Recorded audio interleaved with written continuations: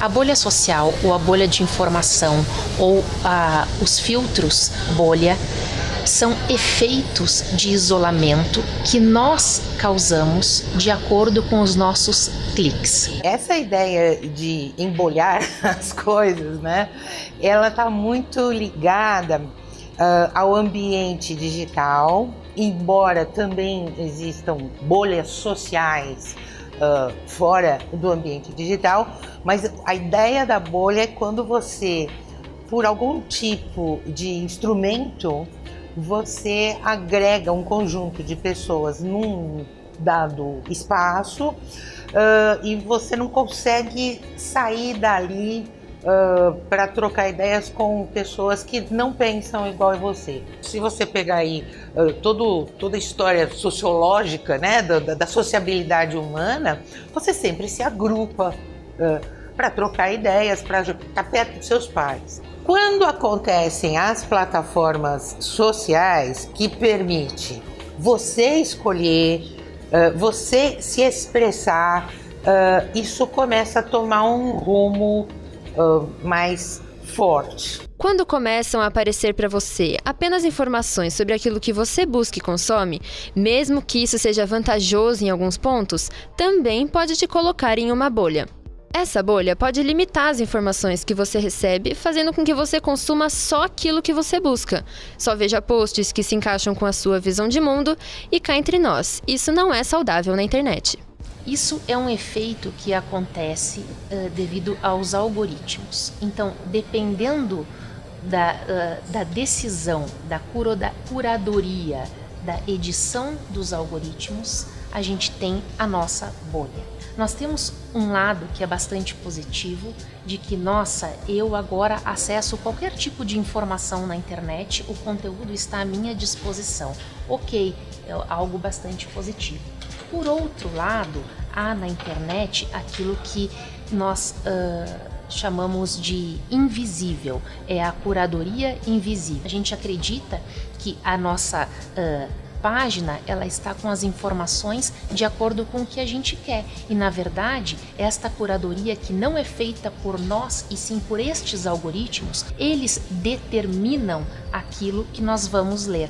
Dentro destes grupos ou deste espaço de bolha, você pode disseminar conteúdos dos mais diversos, desde uma notícia jornalística até o oposto desta notícia, que é a notícia falsa ou, enfim, a desinformação. O papel do jornalismo na sociedade, enquanto uma instituição legitimada e uma instituição que está aí justamente para refletir e formar opiniões, né?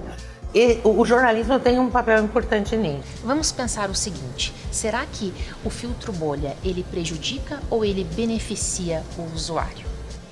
Ele beneficia por um lado. Qual que é o lado? Eu vou encontrar informação de qualidade, porque é a informação que eu estou buscando. O que prejudica é justamente a oportunidade que essa pessoa perde de entender opiniões contrárias. Além da preocupação de só receber um lado da notícia e ouvir apenas uma opinião sobre determinado assunto, o risco de compartilhar e acreditar em notícias falsas, as fake news, é muito maior dentro de uma bolha. Todas estas plataformas, lá naquele item configuração, tem uma possibilidade, eu diria quase que obrigatória, que precisa ter, onde você determina o que é prioritário para você naquela rede. Então, por exemplo, eu marco que eu quero ver prioritariamente notícias do jornal XYZ, ok? Então, se a pessoa tem este conhecimento, ela consegue, talvez, adquirir um comportamento que faça com que ela busque outras informações. Em alguns momentos você é manipulado, sim, e você tem a possibilidade de ter uma formação de opinião parcial. né? Cada um tem o seu próprio modo de olhar para tudo, para as decisões democráticas, políticas, mas num ambiente como esse, a pessoa não olha o outro lado, está sempre olhando aquilo que lhe agrada apenas. Um exemplo claro e atual do que a bolha de notícias pode causar é a eleição de Donald Trump nos Estados Unidos em 2017, cujo resultado foi influenciado por publicações no Facebook que diziam indicar a verdadeira opinião do povo americano, mas na verdade vinham de veículos sem fundamento, replicados além do controle e compartilhados dentro de subgrupos muito específicos. Essa influência foi possível pois, ao curtir algum conteúdo pró-Trump, essa pessoa começava a receber diversas notícias pró-Trump, de canais de informação pró-Trump, e tudo aquilo que poderia completar a notícia ou expor o outro lado da moeda era ocultada de sua rede social. Essa análise do efeito da bolha de notícias foi feita pelo jornal Nexo. Hoje, esse processo é assim, ou seja, os algoritmos controlam fortemente todo o processo, algoritmo e o dono do algoritmo, obviamente, porque tem uma questão comercial por detrás, né? A gente nunca pode esquecer disso. Essa empresa, ela necessita de um Facebook, ela necessita de um Google, ou seja, ela necessita de uma outra empresa para poder colocar a sua propaganda, para poder se relacionar com seus públicos. Neste momento, eu como empresa, eu não consigo acessar todas as pessoas que eu gostaria, eu não consigo viralizar, disponibilizar a minha marca para todo mundo conhecer, justamente porque as pessoas já estão dentro das suas bolhas. Como que eu faço isso? Pagando. Novamente, nós voltamos aos interesses das grandes corporações. E quem são as grandes corporações hoje? As donas, entre aspas, as donas dos algoritmos. Além de fins políticos que podem influenciar na democracia de um país inteiro, as grandes empresas também usam esses dados para se beneficiar.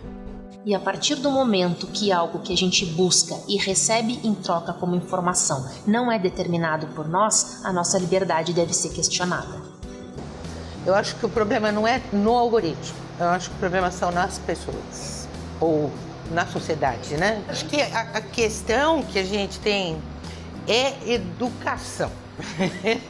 E é educação para a mídia.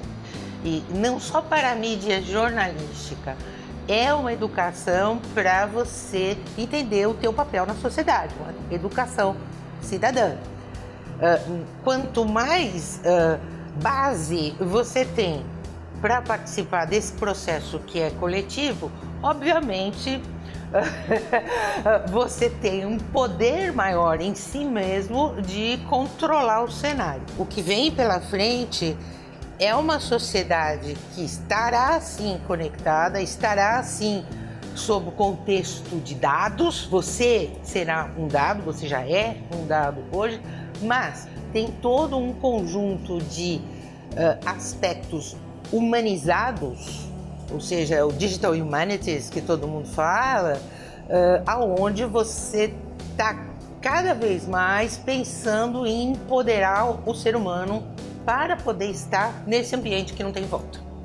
Tem um ponto importante que as pessoas também costumam compartilhar aquilo que gera algum tipo de identificação nelas, algo que as move, que as apaixona ou que provoca indignação. Por isso que a gente fala que esse período em que estamos vivendo é o da pós-verdade, em que os fatos objetivos são muito menos importantes que os sentimentos envolvidos e que as nossas convicções. Então o que você vê são muitas pessoas compartilhando aquilo com que elas concordam ou detonando aquilo de que elas discordam. E aí, gostou desse vídeo? Se quiser acompanhar as outras matérias desse mesmo programa, é só conferir os vídeos aqui do lado. Também não esquece de se inscrever no canal da Faculdade Casper Libero para acompanhar todas as novidades. Dá o like e manda para os amigos.